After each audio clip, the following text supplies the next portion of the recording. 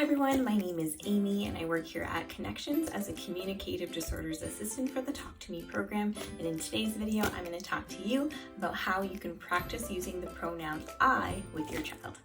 One of the most common errors we see in sessions is that children will use me or they'll use their own name instead of using that pronoun I.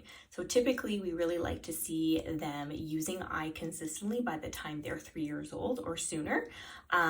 So instead of saying something like me do it, me want ice cream, or oh and go to, we would really like that consistency, but it can be a really difficult habit to break.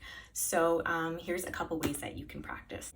Now, one of the most effective ways to practice this at home would be just to very naturally model I when actually referring to yourself in the appropriate manner. So instead of saying something like, oh, mommy has her coat, you can actually just model I instead. We often get into that habit of speaking in the third person when our children are very young, especially when, they're little babies or very young toddlers. We want them to learn who mommy is, who daddy is, who grandma is.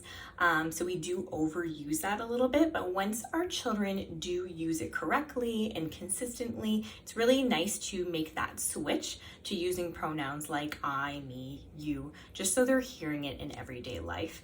So it can be a hard habit to break, like I said. So what I generally tell people is to try to pick one time a day where you're really going to try to exaggerate and model those I's at home. So if you're doing, morning snack, you can say, oh yeah, I'm hungry instead of mommy's hungry.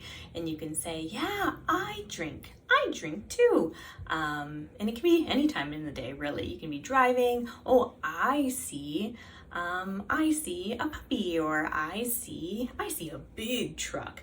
Just kind of emphasizing. It's nice if they can see you and you actually use the gesture as well, just to highlight that further.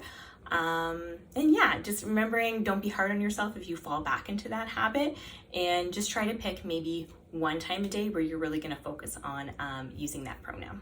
Now, the reason why we often think that modeling language in a natural way works the best is because if you try to correct your child directly or get them to imitate that pronoun, it can get kind of confusing for the child. And often you might get in a little pronoun battle where if your child says something like, oh, me want a cookie, and you say, oh no, I want a cookie. Instead, they might get confused and say, no, me want a cookie. And so it can be a little bit challenging to get your child to directly imitate you. But one thing that can be helpful is to actually get a third person involved where you can, have the person kind of sit between you and then actually help model who you're actually referring to. So maybe the third person can say, oh, I want a cookie, like touching the child, and then, kind of looking towards mom or dad or whoever's doing the activity. Just that third person kind of helping out and illustrating what that pronoun is on the child sometimes can help clarify that a little bit. The last thing I always tell parents to do is work on pronouns using pictures. Children usually really like looking at pictures themselves. I know mine do. And what I tell parents usually is to pick a day. Okay, tomorrow I'm going to take pictures of my child throughout the entire day doing different things. A lot of pictures of our children are just kind of like smiling.